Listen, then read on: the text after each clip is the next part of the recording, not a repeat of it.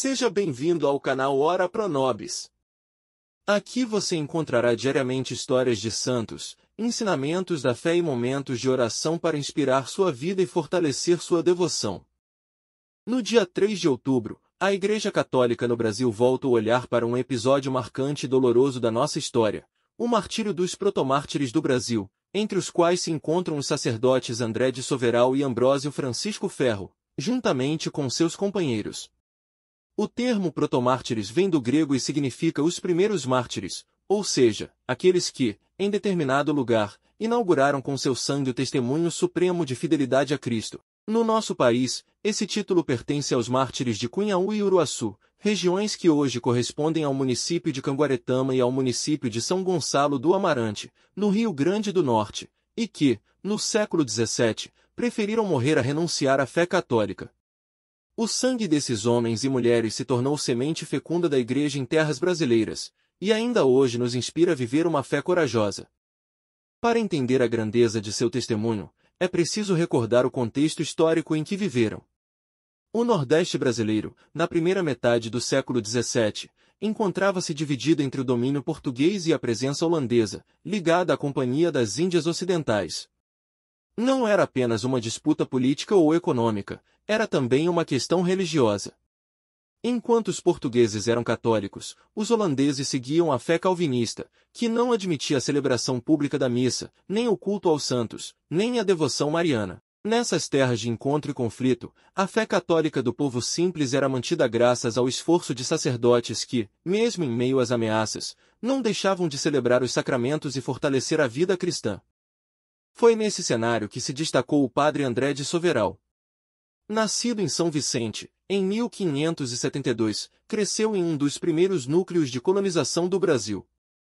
Ainda jovem, sentiu o chamado de Deus e ingressou na Companhia de Jesus, onde se formou e recebeu sólida preparação espiritual e intelectual.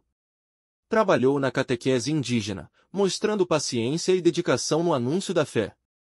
Após algum tempo, deixou os jesuítas e se tornou padre secular, assumindo a missão de pároco em Cunhaú, pequena localidade do Rio Grande do Norte. Cunhaú era uma região agrícola, produtora de açúcar, e a vida dos fiéis girava em torno da capela de Nossa Senhora das Candeias.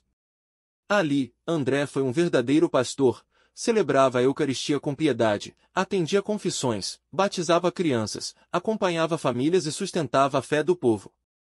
Era querido por todos, e sua vida era marcada pela simplicidade e pelo amor ao Santíssimo Sacramento. Ambrósio Francisco Ferro nasceu nos Açores, em Portugal, e veio ao Brasil no início do século XVII. Aqui foi ordenado sacerdote e enviado a Natal, onde se tornou pároco da Igreja Matriz de Nossa Senhora da Apresentação. Sua figura se tornou conhecida não só na cidade, mas em toda a capitania, pois atendia aos fiéis com zelo pastoral e firmeza na fé. Era um homem de profunda oração, dedicado às famílias, e nunca hesitava em oferecer conforto espiritual em tempos difíceis. Sua presença garantia aos católicos a continuidade da vida sacramental, mesmo em meio às pressões e perseguições que aumentavam com a ocupação holandesa. O drama do martírio começou em Cunhaú, no dia 16 de julho de 1645.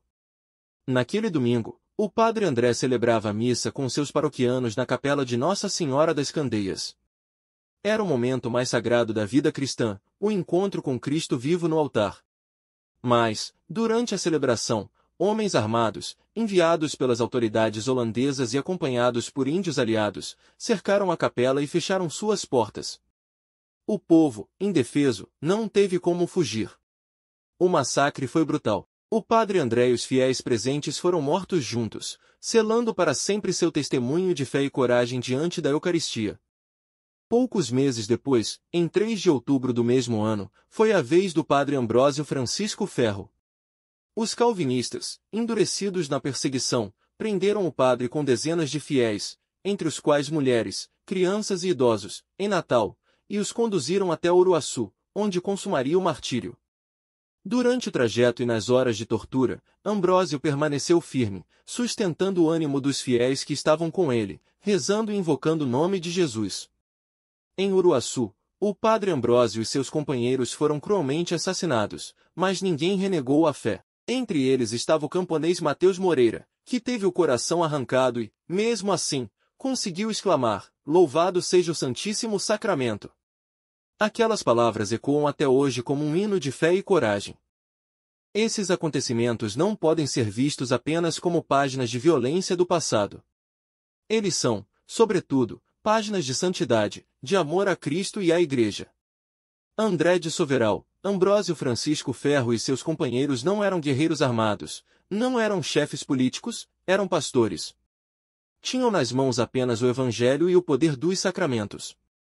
Mesmo assim, enfrentaram a morte com dignidade, mostrando que a força da fé é maior que a violência dos homens. A Igreja reconheceu sua santidade ao beatificá-los no ano 2000, com São João Paulo II, e ao canonizá-los solenemente em 2017, pelo Papa Francisco, na Praça de São Pedro. Hoje, ao recordar esses santos mártires, somos convidados a imitar sua fidelidade.